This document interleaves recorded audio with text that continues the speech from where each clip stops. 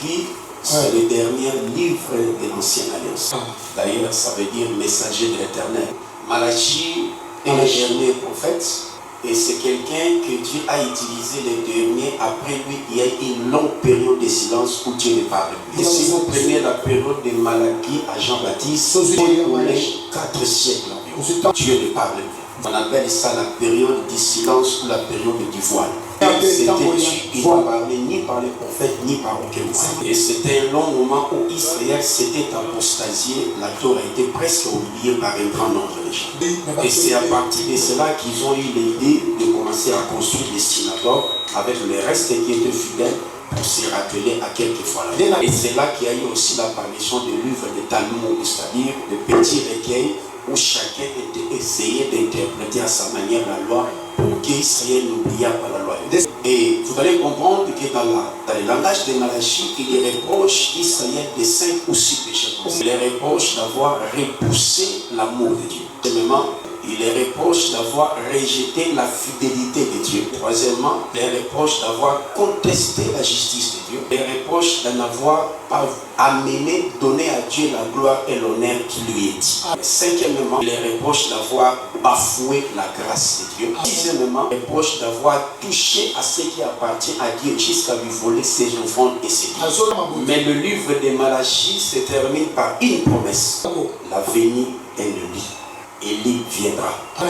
Parmi les promesses et les prophéties dont Israël entendait et attend l'accomplissement, figure la promesse d'entendre un homme qui viendra comme Moïse. Parce que Moïse leur a dit, Dieu suscitera parmi vous un homme qui sera comme moi, un prophète, vous l'écoutez. À présent, Israël continue à attendre ce moment. La deuxième promesse, l'Israël a entendu et continue d'attendre le Messie.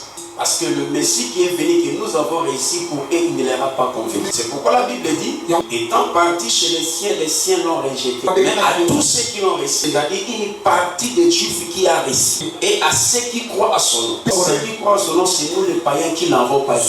C'est que quand on dit étant parti chez les siens ne l'ont pas reçu. Et à ceux qui l'ont reçu, ça c'est les Juifs. Parce qu'on ne peut recevoir que celui qu'on a. Et à ceux qui croient à son nom, ceux qui croient à son nom, c'est nous les païens. Parce qu'on n'a pas entendu par la foi. C'est que Israël continue à attendre le Messie jusqu'à présent. Quand je vais évoluer, vous allez comprendre pourquoi on n'a pas crié. La deuxième prophétie qu'ils entendent, c'est la venue d'Élie. Parce que le premier Élie n'a pas compris sa mission totalement. Même dans son rapport de la fin, il a montré qu'il a échoué. Il a dit l'autel est renversé. C'est-à-dire la vraie adoration n'était plus à mission. Les alliances ont été faussées. Parce que sa mission c'était de ramener les cœurs des pères aux enfants, des enfants aux pères. C'est-à-dire puisse renouer avec l'alliance des pères. Mais dans la fin de sa mission, il a demandé la mort parce qu'il a vu qu'il a échoué. Même le deuxième Élie, Jean-Baptiste, n'a pas pu convaincre tout Israël. Et les nouveaux Élie qu'on attend, il a dit l'Élie du prophète, l'Élie de Jean-Baptiste, l'Élie d'Apocalypse là.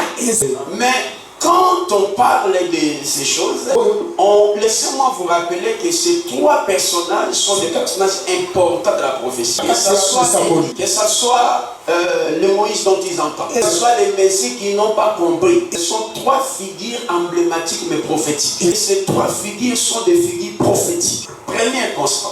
Vous allez remarquer que ces 3 personnes ont connu une fin glorieuse et mystérieuse. Tous 3 ont connu une fin heureuse, une fin mystérieuse. On commence par Moïse. Il était mort, mais Dieu lui-même l'a enterré. Sa dépouille est introuvable. Vous savez pourquoi? Oui. Si Dieu avait laissé la dépouille de Moïse, on serait en train de l'adorer. Parce que la dimension avec laquelle il a utilisé Moïse était comme un petit Dieu. Dieu voyait que Israël était trop idolâtré. Maintenant, il a enterré son serviteur. Élie est parti au tourbillon. Et Jésus est parti de l'ascension. Mais ces 3 fins nous enseignent beaucoup de choses. La mort de Moïse et l'enterrement de Dieu nous enseignent quoi? Premièrement, il montre que même si nous mourons dans les chairs, au son de la trompette, nous sortirons. On peut mourir comme chrétien avant l'enlèvement. Et notre espérance, même étant mort au son de la trompette, les morts en Christ ressusciteront premièrement. Moïse était mort, Dieu l'a enterré. Et même si tu meurs en tant que chrétien, n'ayez pas peur pour l'enlèvement, on va encore se revoir. Pourquoi on ne dit pas un chrétien à Dieu? On lui dit on va se revoir.